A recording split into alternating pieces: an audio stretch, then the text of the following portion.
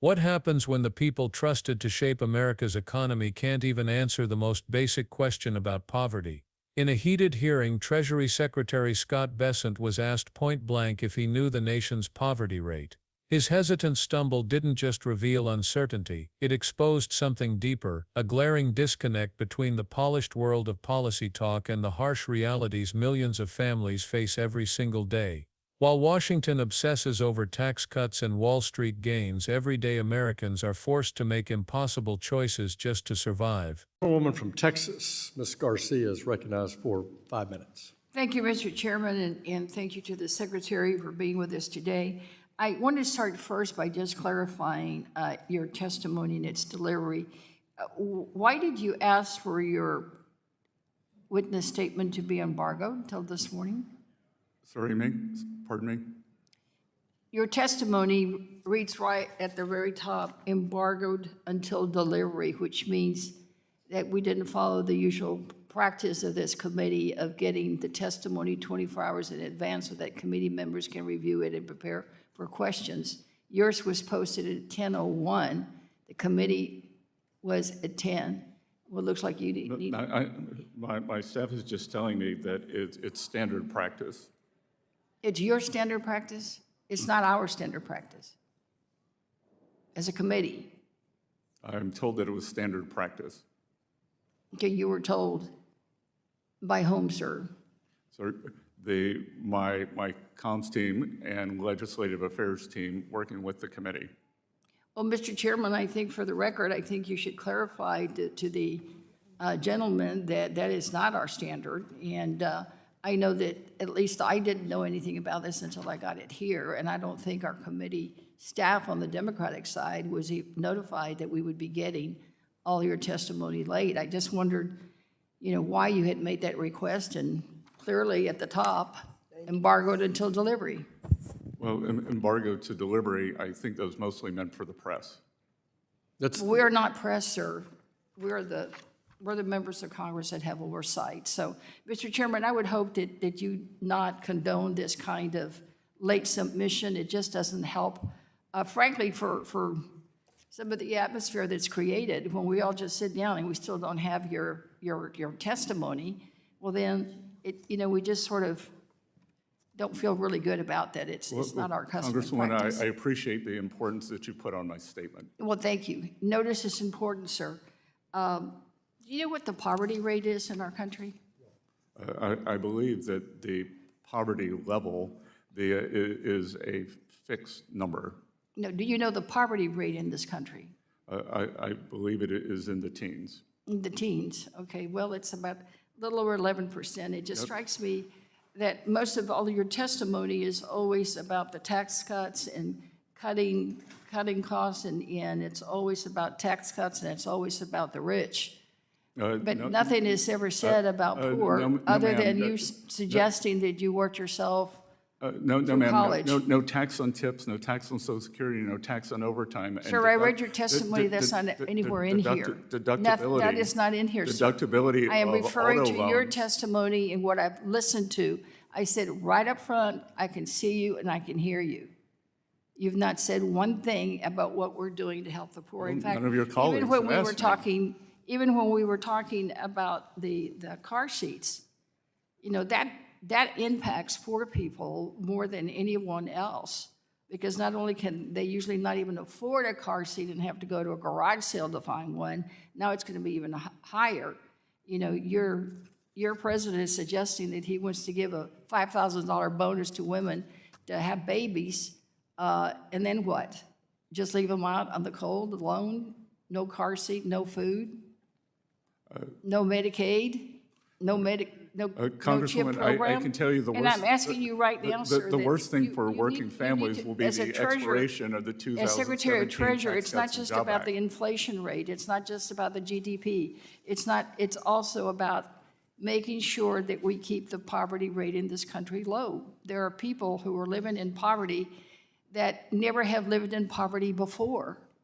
You also failed to say here, you say unemployment remains low. I mean, the Senate should have read unemployment went up.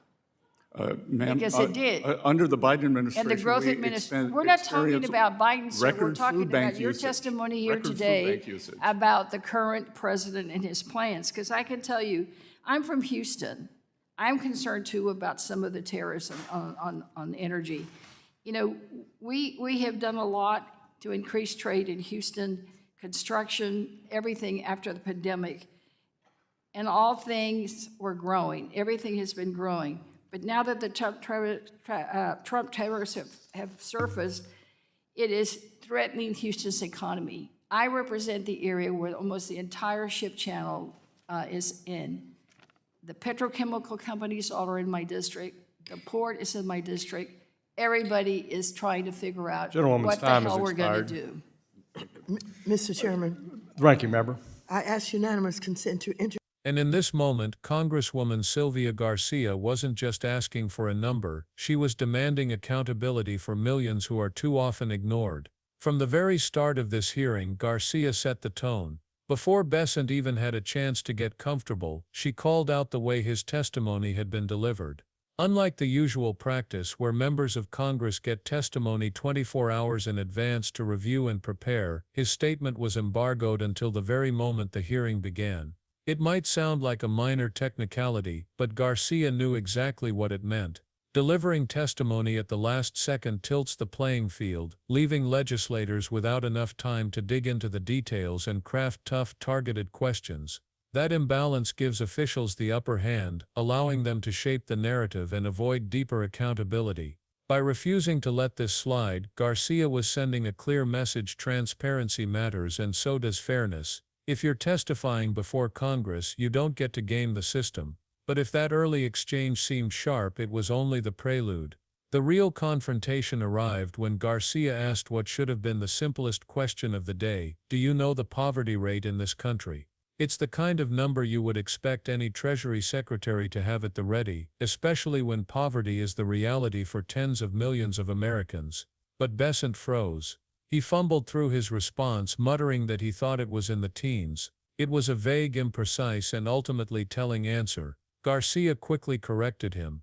The actual poverty rate sits just over 11%, and while some might shrug at that number as low, she drove home the human cost. 11% of the U.S. population equals more than 37 million people. That's not just a statistic. That's millions of families trying to survive paycheck to paycheck, struggling with food insecurity, housing instability, and medical debt. In that moment, the gap between Bessent's shaky grasp of the number and the reality on the ground couldn't have been more clear. Garcia's frustration wasn't just about his lack of precision, it was about the larger pattern.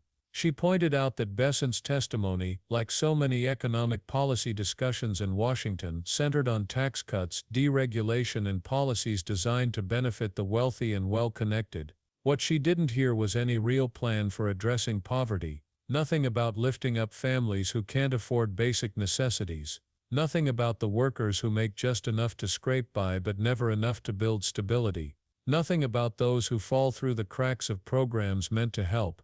It was the absence of these voices, the silence on these struggles, that struck her most. And then she gave an example that hit close to home for countless parents: something as basic as a car seat. For middle-class families, a car seat is a standard purchase, maybe an inconvenience, but affordable. For poor families, it can be a crushing expense. Some parents are forced to buy second-hand car seats from garage sales because they can't afford new ones, even when safety regulations change. That's the reality Garcia was pointing to. When leaders focus only on tax breaks for the rich and ignore the actual cost of living for working families, they leave millions behind. A car seat might seem small in the grand scheme of economic policy, but for a struggling parent, it's the difference between security and vulnerability. The confrontation didn't stop there. Garcia pressed further, highlighting the dangerous gap between abstract economic indicators and the lived experiences of ordinary people. Yes, the unemployment rate might look healthy on paper, but what about those who are employed and still living below the poverty line? What about families who for the first time slipped into poverty due to rising costs of housing, groceries, and healthcare? What about the millions working full-time jobs that don't pay a living wage?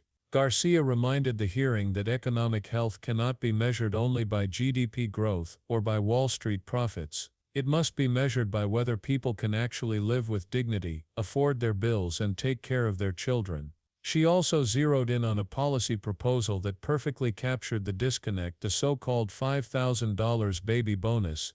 On paper it sounds generous, an incentive for women to have children, with a one-time cash payment.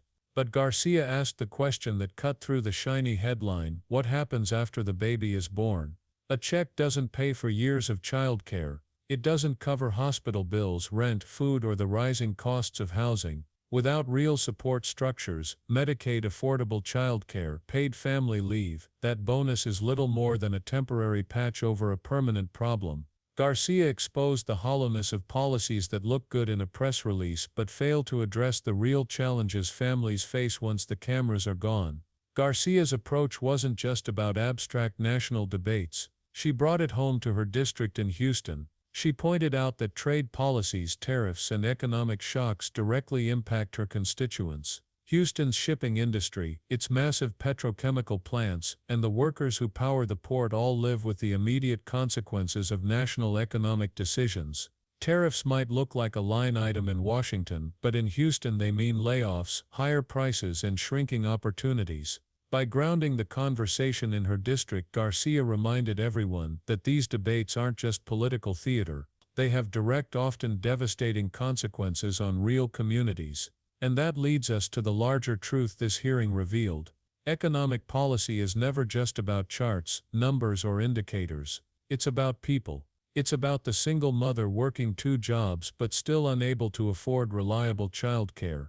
It's about the elderly couple deciding whether to pay rent or fill a prescription. It's about the child falling behind in school because their family can't afford stable housing or nutritious meals. When leaders like Bessent can't even name the poverty rate, it shows more than ignorance. It shows a dangerous detachment from the very people their decisions are supposed to serve. That's why this clash between Garcia and Bessent mattered so much. It wasn't just a test of knowledge, and it wasn't just about one statistic. It was about whether the nation's top economic officials understand or even care about the struggles of millions of Americans living in poverty. Garcia forced the issue onto the table. She made it clear that poverty cannot remain invisible in these debates, overshadowed by talk of tax breaks and market growth. She demanded recognition, not just for the wealthy who dominate policy conversations, but for the everyday Americans who are too often forgotten. And as the hearing wrapped, one thing became clear. Poverty isn't just an uncomfortable statistic tucked away in reports, it's a lived reality. And when leaders fail to even speak to that reality, they fail in their duty to the people they serve. Garcia's persistence turned what could have been another dry, scripted hearing into a moment of reckoning. A moment where the gap between the halls of power and the struggles of ordinary Americans was laid bare. If you found this breakdown valuable and believe that conversations about poverty and economic justice deserve more attention, don't just click away. Share this video so more people understand what's at stake. Subscribe for deeper analysis on hearings that shape our future, and leave your thoughts in the comments. After all, democracy works best when the voices of everyday people, not just the wealthy, are heard.